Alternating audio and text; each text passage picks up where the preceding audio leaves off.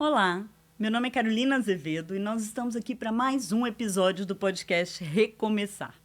Quantas vezes você já fez uma oração que naquele momento fazia muito sentido para você e com o passar do tempo, quando aquela oração é atendida, você se assusta com o que está acontecendo? Já aconteceu comigo e eu tenho certeza que já aconteceu com você. Mas eu nunca tinha visto essa situação da forma que ela vai ser abordada aqui hoje.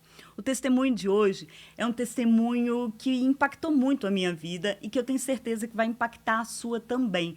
Porque é um testemunho de conversão, é um testemunho de busca genuína do Senhor, um testemunho de oração, mas principalmente um testemunho de cuidado, carinho e amor de Deus. Hoje a gente vai contar um pouquinho da história da Andréia Ribeiro. Oi, Andréia, seja muito bem-vinda. Eu já chorei horrores com a nossa conversa do antes, então já estou me preparando, mas eu queria dizer que realmente é um privilégio poder contar um pouquinho da sua história, um pouquinho do que Deus está fazendo, e eu sei que muito mais Ele ainda fará. Seja muito bem-vinda. Obrigada, Carol, obrigada. É um prazer enorme estar aqui e poder compartilhar, né, com as pessoas, porque eu acho que todo mundo tem sua história de fé, né, de recomeço, e é um privilégio estar aqui compartilhando. Obrigada. Obrigada. E, Andréia, para começar, para as pessoas entenderem um pouquinho da sua história, quem era a Andréia antes desse recomeço? A Andréia, antes desse recomeço, ela nasceu num lar católico, né, e depois, aos 30 anos, né, eu me converti. Só que eu converti em uma igreja que, infelizmente, Carol, não tem assim... eles não nos dão assim, muita abertura em relação a você estar doente, em você não comprar um carro zero, se você não tem prosperidade. Tudo isso era colocado para a gente como se você não tivesse fé, você não está buscando, você não está acreditando em Deus, né? E você também pode estar pecando. Se tudo na sua vida não estiver certinho, perfeito, acontecendo tudo da forma que manda o figurino, é porque você está em pecado ou é porque tem alguma coisa errada com você. Isso. E isso era tão assim real que quando as pessoas da liderança tinham algum problema, e eu posso dizer até um problema de saúde, isso era omitido dos membros. A gente nunca ficava sabendo que eles tinham algum problema de saúde, porque ia contra, né, aquilo que eles falavam. Então, assim, era uma igreja que eu posso dizer que era tóxica. Então, a Andréia de antes era uma Andréia assim, que eu posso dizer que ela era mais distraída, ela era mais, sabe, muito aquém daquilo que a Bíblia, né, daquilo que o Senhor queria realmente de mim. Tanto é que na pandemia, né, eu sei que a pandemia foi algo assim totalmente, né, foi uma coisa devastadora, mas para mim foi muito bom, né, porque foi na pandemia que o Senhor nos arrancou de lá com mão forte. Porque se não fosse isso, a gente já queria sair há 3 anos. E a gente não tinha força. Conseguia. Não tinha força. Você podia dizer que... a gente pode dizer que nessa época você conhecia Deus de ouvir falar? Sim. Eu não tenho... Hoje, não. Na época que eu saí, eu sentia muita vergonha. Eu fiquei 30 dias... Um mês eu garanto para você que eu fiquei sem olhar no espelho. Que eu tinha muita vergonha de mim. Eu ficava assim, meu Deus, como que pode uma pessoa de 17 anos numa igreja e não saber nem o Deus que ela serve? Meu Deus. E muita vergonha de ter sido tão burra, sabe? Porque eu falava assim, o que adianta você ter estudo, você ter diploma? Mas isso aí é uma coisa que a gente vê hoje muito mais, né? Sim. Que é a questão que a gente vê muito aí, essas mulheres, né, também que são oprimidas pelos homens. Sim. Eu esqueci a palavra. A gente fica sem saber como sair, né? Como reagir. Você fica preso ali naquela situação, mesmo você sabendo que tem alguma coisa errada. Mas é uma coisa muito psicológica. Muito psicológica. E você não sabe disso, né? Esse é o maior problema. Então, quando veio a pandemia, não teve jeito. aí a gente começou a perceber com mais ainda, sabe, mais clareza que realmente ali não era o nosso lugar. Vocês começaram a ver outras coisas? Porque na pandemia acabou que a gente teve acesso a muita coisa, né? Tinha muita live, tinha muita administração, e aí abriu a mente de muita gente, né? Nossa, o que eu vi, eu nem sei se eu posso falar aqui, porque foi exatamente por live mesmo, né? E não tinha culto, tinha propaganda política, né? E então, depois dessa ruptura, você viu que não era aquilo que você e sua família buscavam, que tinha mais, na verdade, não é nem que não seja aquilo, mas existia mais da parte do Senhor que vocês podiam conhecer, né? E abrir os olhos faz toda a diferença, né? Isso. Aí eu fiquei um tempo sem ir na igreja, porque eu tomei antipatia de igreja, né? Tomei antipatia mesmo. E eu falo assim, gente, aqui em Sete Lagoas não tem igreja que presta, não tem igreja. Não quero saber disso, chega. Porém, nós tínhamos ido em um musical de Natal, né, que tem cantata, né, de Natal, na Igreja Central Luxemburgo, de Belo Horizonte. E aí o Altair deu a ideia, porque nessa época eles já transmitiam o culto ao vivo. Eles já estavam preparados para a pandemia, já, sabe? Olha. Parece que já estavam, mas é porque eles já estavam mais avançados. E aí a gente começou a assistir online. E aí a gente também começou a participar da célula deles, que também era online, por causa da pandemia, né? Uhum. E a gente ficou um tempo na célula. Mas eu sou uma mulher de igreja, né? Eu sou uma mulher que gosta de relacionar. E aí passou-se um ano, mais ou menos. E aí um dia, eu arrumando minha cama, assim, o Senhor falou comigo, sai que eu quero te mostrar a igreja. Aí eu comecei a discutir com Deus. Falei, Deus... Pelo amor de Deus, aqui em Sete Lagoas, aqui não tem igreja que presta. Só sabe disso. Toda igreja aqui tem rabo preso com político. Eu não quero isso. Chega, né? E aí, e até porque depois a gente vê como que é, né? O verdadeiro... administrar de uma igreja através da Central Luxemburgo, que é muito séria, né? Uhum. Pastor Paulo Mazzoni, hoje eu não sei, mas na época que a gente estava lá era ele, né? Mas assim, todo mundo fala a mesma língua lá. Sim. Então, assim, isso me chamou muita atenção. E eu lembro que o primeiro culto do pastor Paulo Mazzoni, que eu assisti online, eu olhava assim, ele pregando com aquele carinho, com aquele amor... falando docemente. E eu falava assim, gente, esse trem não vai prestar, não. Por quê? Porque na igreja que eu estava, era só cajado. E tudo de ruim era os membros, né? Mas a pregação, ela era sempre do altar para frente. Ela nunca era... Nunca mexia com quem tava... Do altar para a igreja, não. Mas ela era... depois do altar para a igreja, entendeu? E eu ficava assim, gente... Aí ele falava assim, né? Eu preciso mudar, eu preciso melhorar, eu preciso me converter, eu preciso ser mais parecido com Jesus. E eu ficava Começava assim, dele. E eu ficava assim, gente, mas como assim? Né? Ele parece, tipo assim, né? Parece ter um anjo. Mas... aí eu comecei a entender algumas coisas que até então eu nunca tinha visto. Pensado, né? Nunca tinha visto, porque quando você nasce numa igreja e fica nela muitos anos, não tem como. Está acostumada com aquele ambiente. Isso. E quando Deus te confrontou, então? Quando ele falou, sai que eu vou te mostrar uma igreja. Aí eu falei para o Altair, né, meu esposo, falei, olha, Altair, Deus falou isso. Ai, Deus aqui... É porque Deus não mora aqui em Sete Lagoas, por isso que ele falou isso. Mas eu acredito que ele está enganado. Aí o Altair falou, que isso, André? Se Deus falou, nós vamos fazer. Aí eu falei com ele assim, pelo amor de Deus, não precisa. Não vai dar em nada. Eu sei que não vai dar em nada. Aí ele falou assim, não, nós vamos sim. Aí nós fomos numa primeira igreja, no primeiro final de semana. E aí eu fui, gente, meu Deus. Eu falei, ai, misericórdia.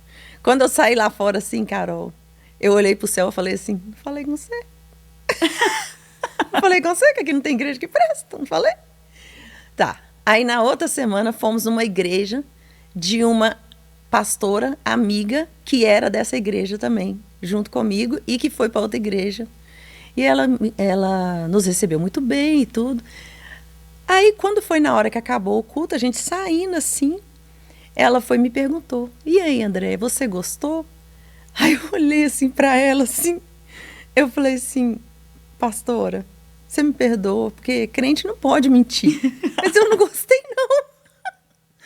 Aí ela olhou para mim e falou comigo assim, não, eu falei, não. Aí ela foi e falou assim, olha, tem uma igreja aqui em Sete Lagoas, que é uma igreja que você vai, eu acho que ela identifica com o perfil de você, do Altair, por que vocês não vão lá?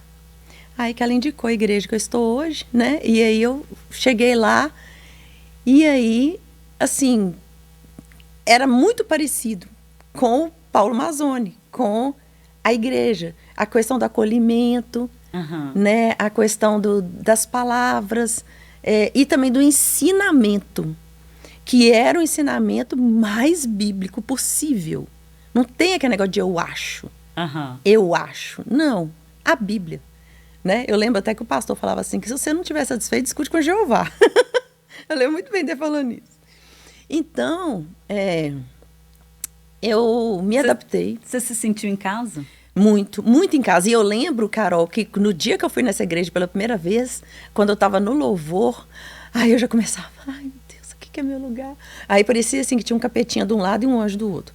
Aí ficava assim, já tá se derretendo toda, nem conhece e já tá. Aí eu, é mesmo, né? Não vou fazer, não vou cair nessa de novo. Não vou cair no conto do vigário. E aí eu começava, né, a me envolver com louvor, e aí lá vai, né? Isso aí, não conhece ninguém, né? Já vai se derretendo toda, mas, né? Já apanhou uma vez, 2 vezes. Meu Deus. Foi assim, uma loucura. Essas coisas espirituais a gente não tem como explicar, né?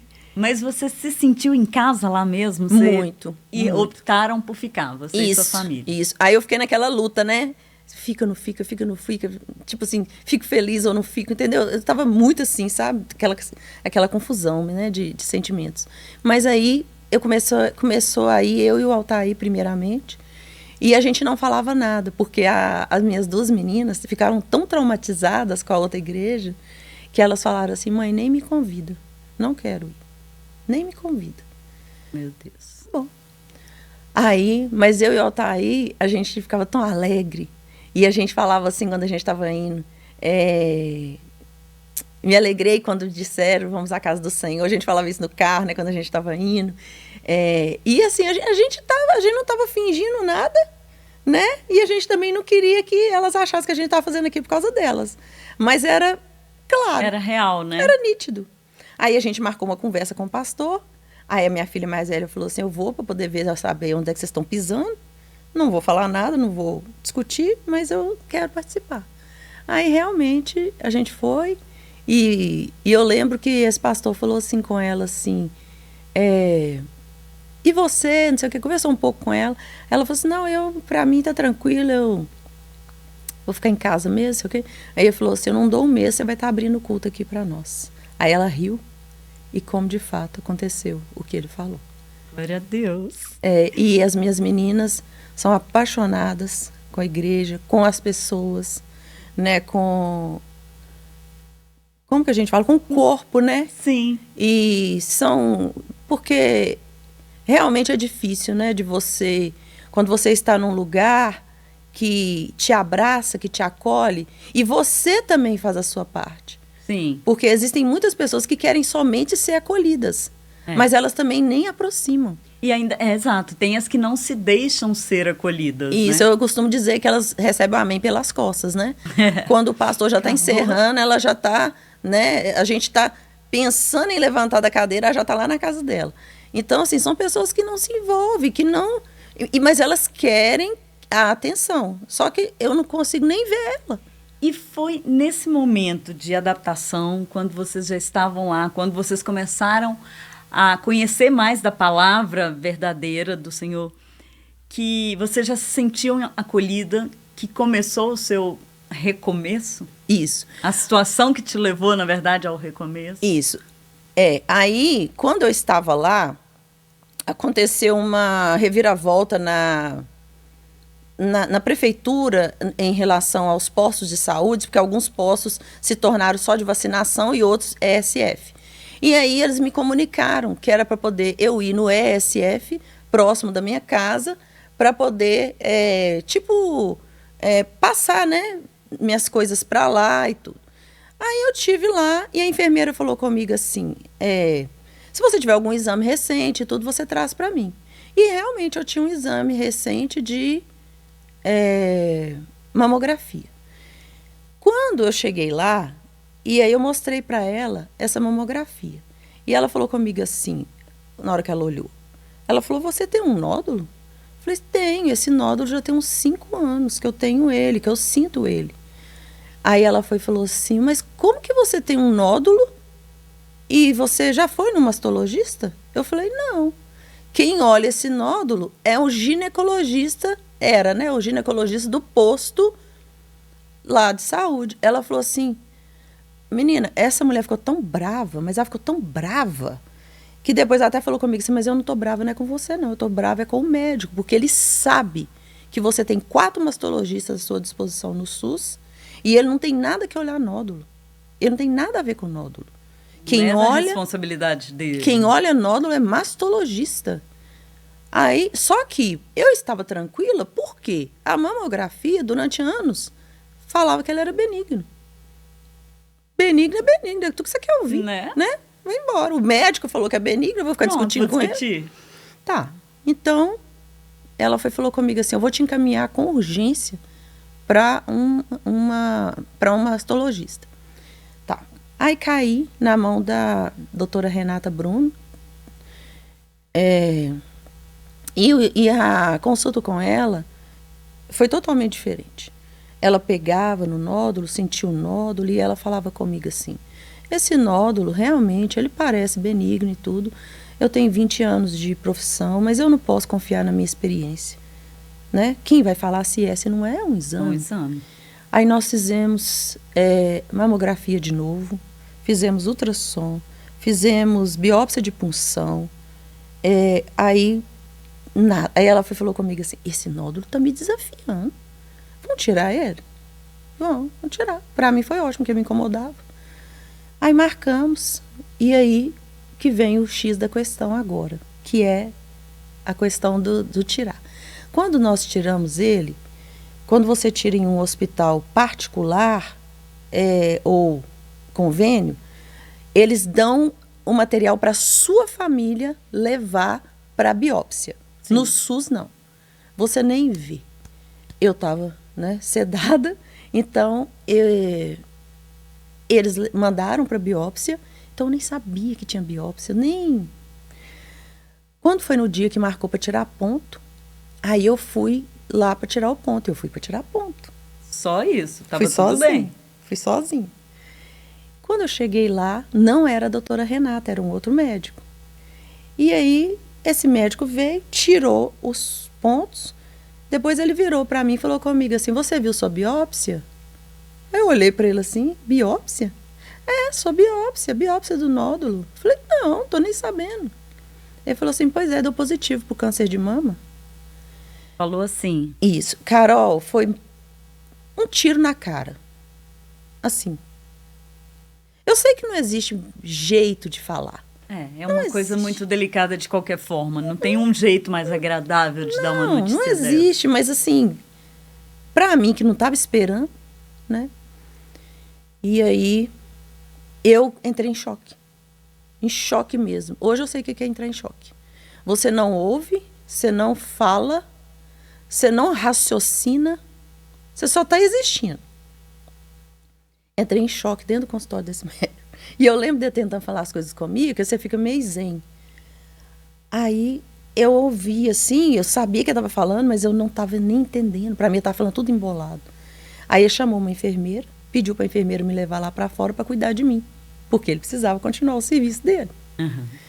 Tá. Aí eu fiquei lá. Carol, tinha uma mulher do meu lado, ela era acompanhante de um paciente de quimioterapia. E essa mulher, falando assim na minha cabeça, falando. E eu assim, totalmente aérea. tava ouvindo nada que ela tava falando. Eu só sabia que ela tava falando. E essa mulher falando.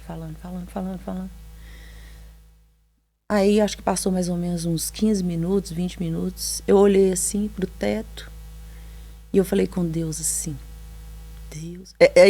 tem lapsos de consciência, sabe? Deus, hoje eu vou ficar triste. Só sabe que eu não sou triste. Só sabe que eu sou uma pessoa que eu não fico triste à toa. Eu nunca te vi triste. Mas hoje eu vou ficar, você sabe, né, Deus? Não tem como, né? Eu vou ficar triste hoje. Mas amanhã eu fico feliz de novo. Mas hoje não tem jeito não. Aí, olhei pra baixo assim. Essa mulher que tava do meu lado, Carol, falou comigo assim, pôs a mão no meu ombro, falou comigo assim: ô menina, você vai combinar uma coisa com Deus. Hoje você vai ficar triste. Aí eu olhei pra ela. Meu Deus. Hoje você vai ficar triste. Mas, porque, né, afinal de contas, né, você recebeu a notícia hoje e tudo. Porque a enfermeira que falou pra ela, né, que eu tava assim. Aí hoje você vai ficar triste. Porque, né, afinal de contas, né, não tem como. Mas amanhã você vai ficar feliz, viu? Amanhã você vai ficar feliz, tá bom? Você não esquece, não. Combina isso com Deus. Aí eu olhei pra cara dessa mulher assim. Olhei pra cima de novo. Aí veio aquela voz assim: ainda hoje você vai ficar feliz. Aí eu... Ué, também não, né, Deus? Já falei com o senhor que hoje não. Quando a gente pensa, naturalmente é impossível. É Você impossível. receber um diagnóstico desses Sim. e continuar feliz. É. E aí o Altair chegou para me buscar. Eu ainda estava baqueada, né, em estado de choque. Aí a enfermeira veio, explicou tudo para ele. Aí ele fez a parte dos protocolos lá, que a gente já tem que sair com um monte de pedido, um monte de coisa. E me levou para casa. E eu lembro que eu cheguei em casa, era mais ou menos meio-dia. E na hora que a gente estava indo para casa, ele falou comigo assim: Andréia, você tem horário hoje no salão, 2 horas. Você vai? Eu falei: pra quê? Eu vou ficar careca mesmo? Pra quê que eu vou no salão? Ele falou: Andréia, você nem começou o tratamento. Vai. Aí eu fiquei assim: não sei. Não sei. Tá, beleza. Aí eu lembro que eu cheguei lá em casa, tinha... minhas 2 meninas estavam em casa, a minha faxineira estava em casa, o Altair estava em casa, mas eu fui direto para o meu quarto. E o meu quarto dá de frente para o jardim da minha casa. E quando eu cheguei lá, que eu fiquei olhando assim, sabe, para o jardim, fiquei olhando. Aí eu lembro que eu dei aquela respirada assim. Eu já estava começando a voltar ao normal. E aí, nessa hora, eu também não sei te explicar, porque foi muito espiritual. E aí eu comecei a sentir um fogo, mas um fogo, uma coisa tão... E me queimava assim, e ao mesmo tempo que girava para um lado, girava para o outro. E eu... Menina, eu fiquei muito assim, em espírito mesmo, e eu lembro que eu gemia. Você sentia isso por dentro? Por dentro. E eu gemendo. Ninguém ouviu nada. Ninguém ouviu nada. Ninguém lá em casa ouviu nada. E foi uma experiência, assim, de mais ou menos uns 5, 6 minutos. E na hora que terminou, né, essa experiência, Deus me deu um versículo, que eu não sei se é para ler agora. Pode ficar à vontade. Né? Em Filipenses 4:7. Então, a paz de Deus, que excede todo o entendimento, guardará o coração e os pensamentos de vocês em Cristo Jesus. Aí eu fiquei assim, meu Deus, meu Deus. Eu não sei te explicar, mas parece que, assim, é o que eu sinto, né? É que toda dor, toda descrença, toda tristeza, tudo aquilo que eu iria sentir no longo do processo, era como se eu tivesse sentido naquele período. Aqueles 5, 6 minutos. Não, entre o choque e essa visitação de Deus. Porque assim que acabou, eu posso te falar assim que parecia que aquilo não era mais comigo. Parecia assim, não, eu tenho, mas... Tá, né? E, E vida que segue. você fez o tratamento? Isso, aí, e foi importante dizer que nesse dia eu sorri muito, tá? Que eu... O senhor falou que ainda esse Sim, dia... sim, esse dia eu lembro que eu fui no salão e as meninas não sabiam de nada e a gente conversou, foi o dia assim, que a gente mais riu naquele salão e depois elas até falaram assim, nossa, a gente nem sabia de nada e tudo. Eu falei, mas pra que saber? Né? Pra quê? Não importa. E aí, tá. Comecei o tratamento em 2022, né? E também foi uma questão também muito complicada, mas não dá para falar tudo aqui, né, Carol? Sim, É muito difícil. O tempo é pequeno. É uma médica muito louca mesmo, que me atendeu, errou várias medicações. E eu lembro que desde então eu sempre falava com o Senhor, né? Senhor, eu estou nas suas mãos.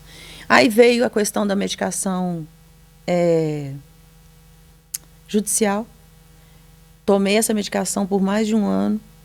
E aí chegou um tempo que ela não estava sendo competente, né? Aí nós trocamos. E em novembro do ano passado, até janeiro, até fevereiro desse ano, eu troquei essa medicação judicial por esse medicamento. E eu fiquei nesse curto período só de 4 meses, porque ele também não foi bom para mim. Você ainda está em tratamento? Ainda estou em tratamento. Porque quando a gente ouve um diagnóstico e um testemunho de um caso como o seu, o que vem à cabeça é, agora ela vai contar como foi a cura dela, como foi o processo dela. Mas você ainda está em tratamento? Sim, sim. Porque é o seguinte, quando eu tive o diagnóstico, eu me deparei com uma situação muito confrontadora, que foi porque depois do diagnóstico você fica sabendo de mais coisas, né? E uma delas é isso, que o câncer com metástase, ele não existe paralisação de tratamento. Você toma remédio o resto da vida, ou a vida toda, né? Uhum. Então, eu, assim, né, tive algumas dúvidas, né, nos meus pensamentos com Deus. E uma das coisas que Deus, assim, me mostrou foi sobre a verdadeira vontade de Deus, né? Foi quando eu me deparei com isso. Porque a gente fala, e eu tenho certeza que quase todo mundo nessa vida já falou, a gente ouviu os nossos avós, nossos pais, né? Ah, seja feita a vontade de Deus. Ah, se Deus quiser, né? Uhum. A gente fala assim. Só que a gente fala assim muito da boca para fora. Muito da boca para fora. E aí, quando eu me vi nessa situação e nessa condição em que eu ia de uma pessoa que não tomava nenhum medicamento, né?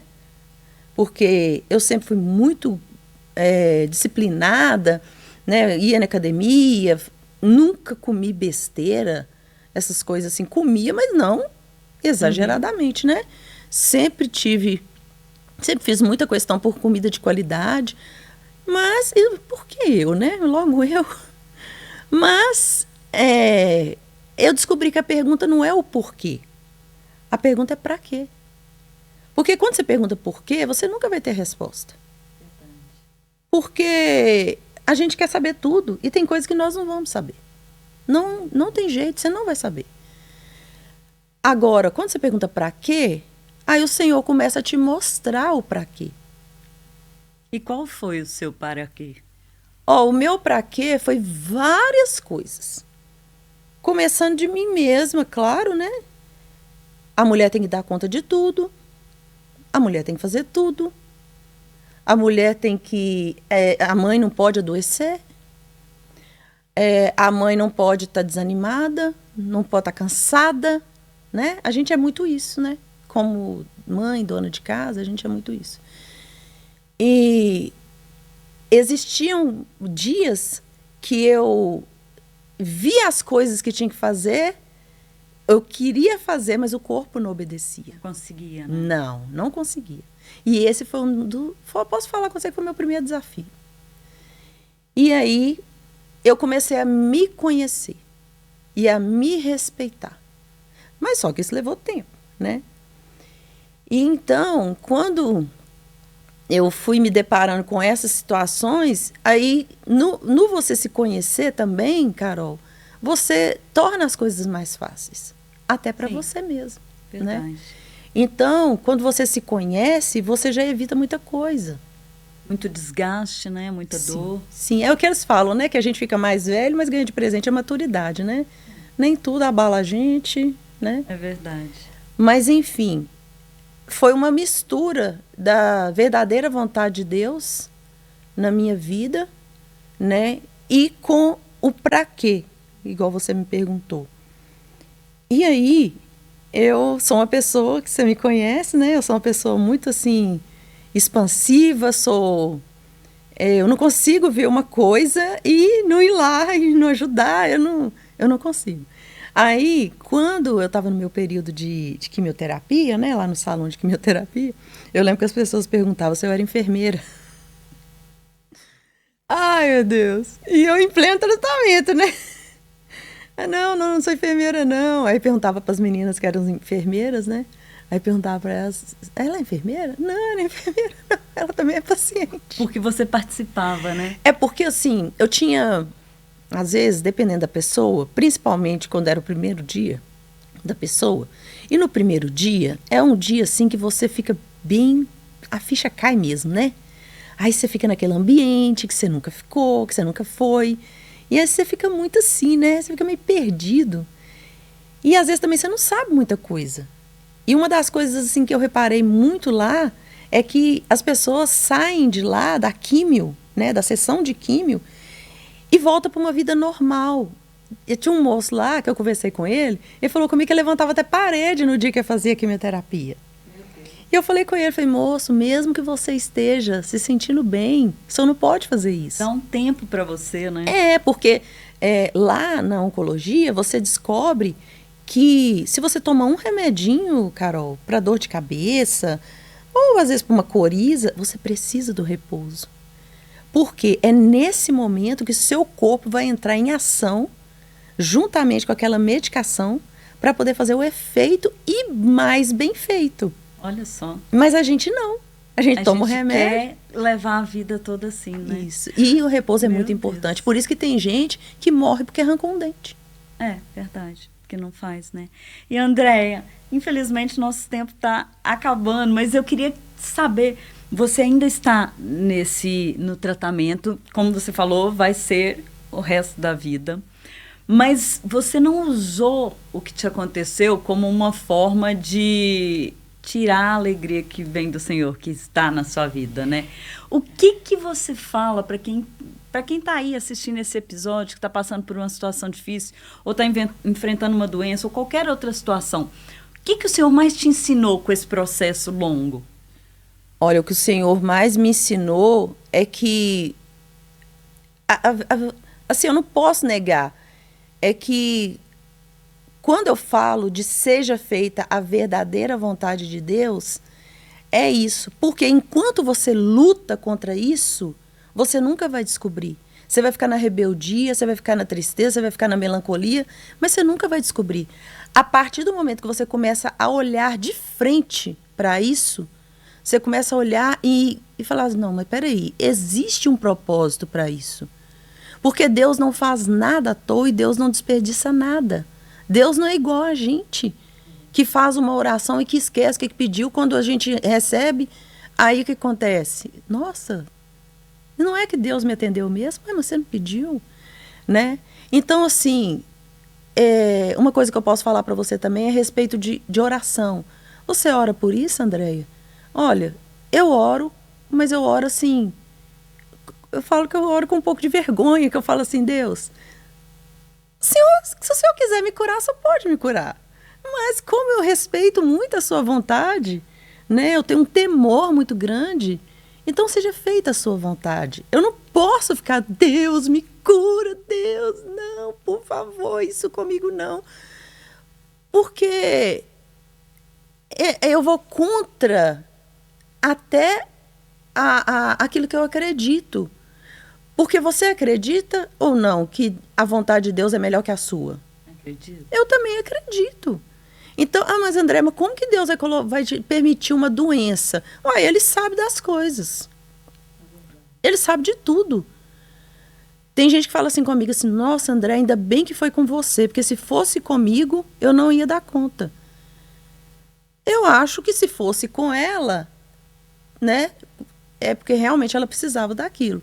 Mas eu não vou falar isso com a pessoa, né? Se você me perguntasse assim, André, você queria isso para você? Você pediria isso? Jamais. Não. Jamais. Mas quando você conscientiza que você está vivendo aquilo que o Senhor colocou na sua vida e mais. Às vezes as pessoas, Carol, quero deixar isso bem claro aqui. Às vezes as pessoas acham que milagre é a cura, que é o final, né? A cura. Mas se eu tivesse tempo para te falar que tudo o que aconteceu, porque uma coisa é certa, ninguém tropeça em pedra grande. A gente tropeça em pedra pequena. E os milagres, os pequenos milagres, eles são muito significativos na nossa vida. E só eu sei quantos pequenos milagres Deus já me concedeu. E eu não posso fazer de conta que isso não aconteceu. Porque foi real. São coisas pontuais que para mim tem muito valor. Às vezes, se eu te falar, você fala assim, não, mas que bobagem. Mas na sua história, no seu contexto. Isso, porque no acontecimento, na caminhada que eu estou hoje, né, eu não posso olhar só lá para o fim. Eu preciso olhar para o caminho que eu estou andando e preciso olhar com muita cautela, porque existem pessoas que estão próximas a mim ou que o Senhor coloca próximo a mim e que às vezes uma palavra que eu falar ou às vezes pelo meu modo de agir vai edificar. Isso. Por quê? Porque existem pessoas que chegam lá, no caso na oncologia, totalmente derrotado. E não é o fim. O diagnóstico, ele não é o fim. O diagnóstico, ele pode ser um começo também. Sim, né? Recomeço. E teve também uma coisa que o Senhor falou comigo, que me deixou assim um pouco, como é que eu falo para você? Impactada mesmo, né? Ele falou comigo assim um dia, assim, do nada. Ele falou comigo assim, filha, sabe qual a diferença entre uma pessoa que tem um diagnóstico e a pessoa que está completamente saudável? A gente acha que não é com a gente, né? Aí eu falei, uai, não, Senhor, não sei. É que a pessoa que tem um diagnóstico e a pessoa que não tem, ela só tem o dia de hoje. Então não tem diferença. Profundo isso. E ela que verdade isso. Ela só tem o dia de hoje. Ontem já passou. Amanhã você não sabe. E o hoje é o que está aí. É o que você tem. E é verdade. Por quê, Carol? A gente quer, às vezes, né, usar isso para se vitimizar. E, às vezes, até tem gente que usa isso até para explorar até da família. Sim. Mas aí é você que escolhe.